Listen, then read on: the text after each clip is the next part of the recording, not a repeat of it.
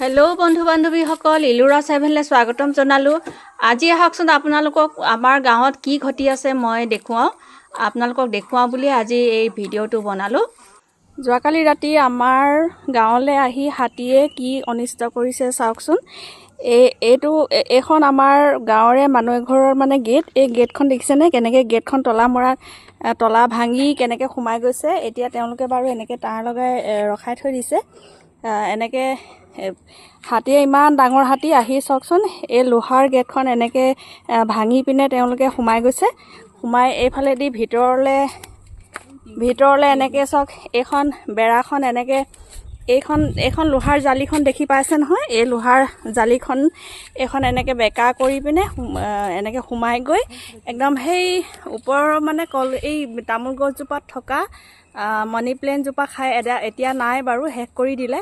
কিন্তু এয়া দেখিছে নহয়, এই পাতখিলা, ভঙা পাতখিলা, এই শিলা পাতো এনেকৈ টানি ভাঙিছে আৰু ভাঙি এনেকৈ মানে এইফালেদি পাৰ হৈ গৈ তেওঁলোকৰ এইফালে টিঙৰ বেৰা আছে আৰু এই টিঙৰ বেৰা পাৰ কৰি আকৌ এই পিছফালৰ ঘৰৰ মানুহ ঘৰত গৈ পিনে কলপুলি উঘালি খাইছে।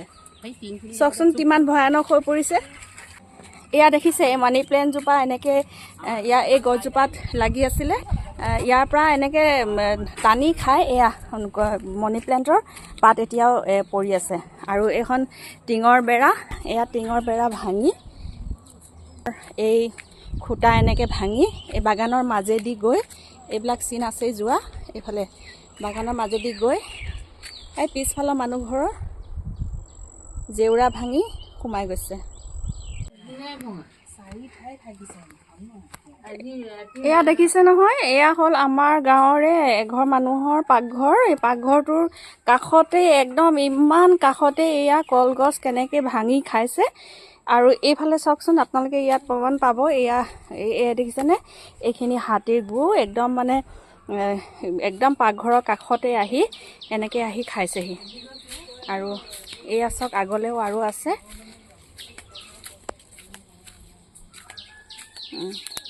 এয়া দেখিছে, এয়া কেনেকৈ আহি হাতীয়ে একদম মানুহৰ ঘৰতেই উপদ্ৰৱ কৰিছেহি।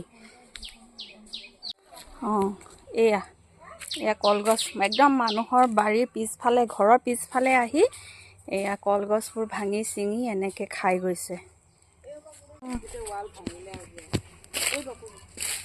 এয়া দেখিছে নহয়, টেঙা গছৰ তলৰ পৰা এয়া চেৰা গছজোপা ভাঙি, চেৰা গছজোপা পাত এইবোৰ ভাঙি, এইবোৰ ফালি চিৰি এইবোৰ এনেকৈ খাই গৈছে।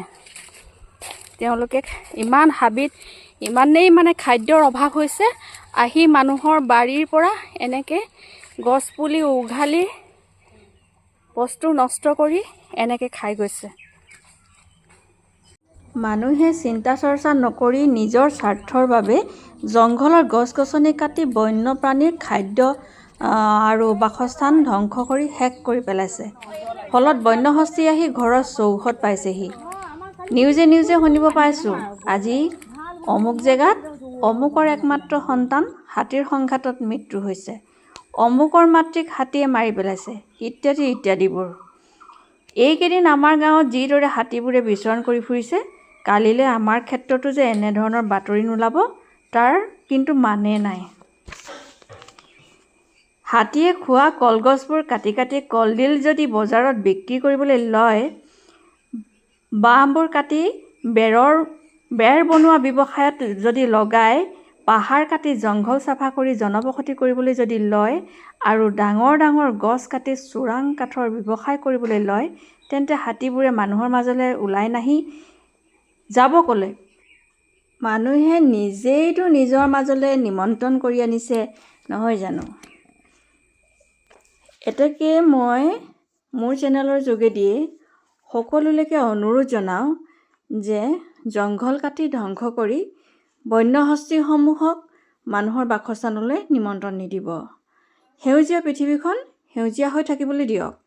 পাৰিলে জংঘলত তেওঁলোকৰ কাৰণে গছ গছনি ৰোপণ কৰক, যাতে তেওঁলোকে নিজৰ ঠাইত মুকলিমূৰীয়াকৈ থাকিব পাৰে।